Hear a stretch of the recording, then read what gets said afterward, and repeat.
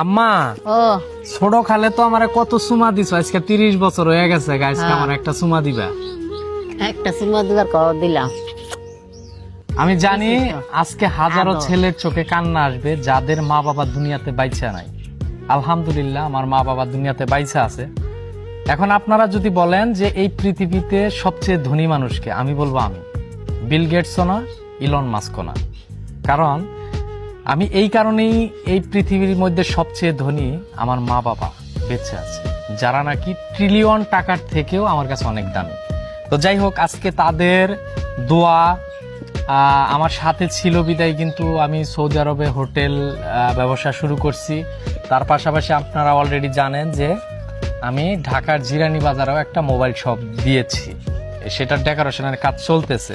তাহলে দেখেন, এই যে মা বাবা, আমার মায়ের জন্য মিষ্টি নিয়ে আসছি, এই যে আম্মা আজকে আবার তোমার জন্য মিষ্টি নিয়ে আসছি। ভালো করছে।